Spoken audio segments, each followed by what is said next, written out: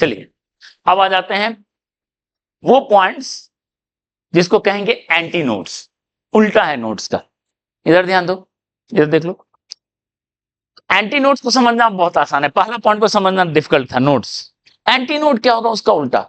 वहां पे क्या होगा, इधर से आने वाला वेव जो है और इधर से आने वाला वेव, दोनों एक दूसरे को सपोर्ट कर रहा है। ये वाला अगर 5 मिलीमीटर ऊपर राइज किया तो ये भी 5 ऊपर ही कर देगा, कैंसिल नहीं करेगा। मतलब उस पॉइंट पे at these points oscillations from both wave are in phase। Word में देखो, फिजिक्स के लैंग्वेज में बोले, अब 500-600 रुपए वाला बात नहीं है, फिजिक्स के लैंग्वेज में, ठीक है। ये देखो, ऑसिलेशन अपोजिट फेज में था वहां पे क्या होगा, एक फेज में। मतलब एक अगर राइज तो दूसरा भी ऐसा ही करेगा, या एक अगर नीचे दिया तो दूसरा भी नीचे दिया, इक्वल, हमेशा इक्वल, ठीक है। या फिर अगर इसको हम उधर से देखें, साउंड के टर्म में एक से कंप्रेशन मिला तो दूसरा से भी, और एक से रेयरफेक्शन मिला तो दूसरे से। ऐसे पॉइंट्स जो हैं वो क्या कहलाएंगे, एंटी नोड्स कहलाएंगे, ठीक है। यस, आर इन फेज और ये आर आउट ऑफ फेज या opposite phase. Out of phase में हमेशा, आउट ऑफ फेज मतलब पाई का डिफरेंस हो, दो ऑसिलेशन में अगर पाई का डिफरेंस हो तो एम्पलीट्यूड क्या होगा, एक एम्पलीट्यूड आपने ऐसे ड्रॉ किया तो दूसरे उससे 180 पर ड्रॉ करोगे तो कैंसिल होगा। ये ए है, ये ए है, कैंसिल होगा। लेकिन अगर मान लो एक दोनों एक फेज में 0 डिग्री पे है तो वो ऐड होगा, ठीक है, क्लियर है। तो ऐसे पॉइंट्स को कहते हैं नोड्स, ऐसे एंटी नोड्स। और these particles oscillate with maximum amplitude, max amplitude that is equal to 2a। क्यों, क्योंकि एम्पलीट्यूड का जो वैल्यू हम लिख रहे थे, देखो kx प्लस डेल डैश का मॉड ये किसके बराबर होगा, 2a के बराबर होगा मॉड। ऐसे पार्टिकल्स के लिए ये मॉड किसके बराबर होगा, 2a के बराबर होगा, ठीक है। इसका मतलब कॉस का ये वैल्यू जो है ऐसे पार्टिकल्स के लिए +-1, प्लस मॉड है ना, +-1। और यहीं से जज कर लेंगे वो सब पार्टिकल्स के बीच का डिस्टेंस फिर से λ/2 होगा।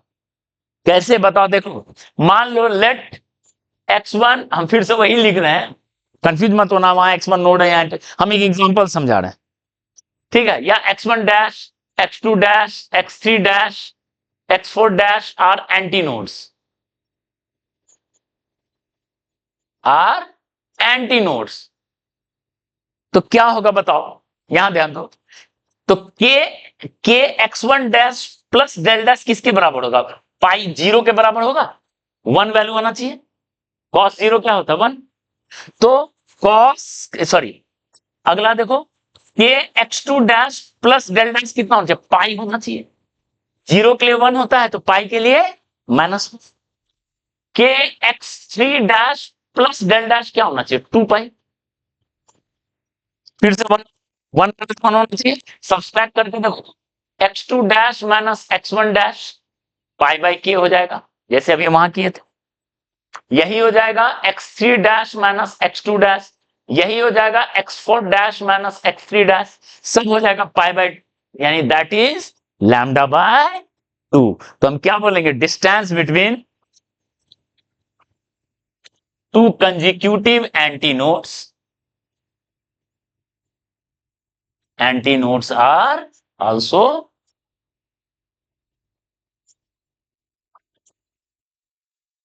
एंटी नोड का मतलब समझ में आया, ठीक है, क्लियर है। तो बताओ ना, वही वाला एग्जांपल यहां कर लेते हैं। क्या था वो example, y equal to 10 mm, ठीक है, कॉस पाई एक्स और साइन 200 पाई, ठीक है। यहां ध्यान दो, ओके। हम लोग इसमें नोट्स क्या क्या निकाले थे, अभी हम लोग देखे थे x इक्वल टू हाफ, 3/2, 5/2, और हमको एंटी नोट्स, देखो एंटी नोट्स जिसके लिए कॉस का वो वैल्यू 1 हो जाए या -1 हो जाए, ठीक है। तो बताओ x का वैल्यू 0 सेट करोगे तो cos 0 क्या हो गया 1, x का वैल्यू 1 पुट करो तो cos पाए -1, 1 या -1, 2 पुट करो, 3 पुट करो, 4 पुट करो, ये सब क्या होगा एंटी नोड्स हो जाएगा, ठीक है। ये सब एंटी नोड हो जाएगा और ये सब क्या होगा नोड हो गया। क्लियर है, देख लो इसके बीच का डिस्टेंस λ/2, क्योंकि लैम्डा का वैल्यू हम लोग निकाल चुके थे 1, कितना था 2 मीटर। इसके बीच का डिस्टेंस λ/2, इसके बीच का डिस्टेंस 1 मीटर, ठीक है। क्लियर है, और ये भी देख लो दो नोड के बीच एक एंटी नोड आ जाएगा हमेशा, और दो एंटी नोड के बीच एक नोड आ जाएगा। कैसे देखो, तुम खुद देखो ना, 0 और 1 के बीच हाफ आ गया, 1 और 2 के बीच 3/2 आ गया, 2 और 3 के बीच 5/2 आ गया, आ गया। दो नोड के बीच एंटी नोड, इन दोनों के बीच में ये आ गया, इन दोनों के बीच में आ गया। मैथमेटिकली भी सोचो, कॉस का वैल्यू 0 0 है, 0 और पाई, उसके बीच में π/2 आ गया, ठीक है। या π/2 3π/2 के बीच में पाई आ गया, यानी दो नोड के बीच में हमेशा एक एंटी नोड होगा। एंड यहीं पे लिख देते हैं between two nodes one anti node exist and vice versa, and vice versa. Clear है, इतना क्लियर है एंटी नोड का लोकेशन, ठीक है। इधर नोट किए क्या, नहीं बचा हुआ, ठीक है। एंटी नोड का लोकेशन समझ में आया, तो हम लोग नोड समझ में आ गया, एंटी नोड समझ में आ गया।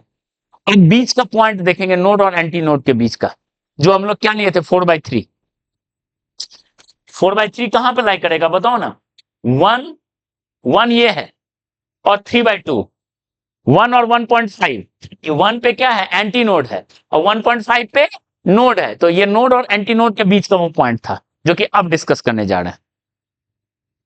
क्लियर है, चलिए जल्दी इतना नोट कीजिए।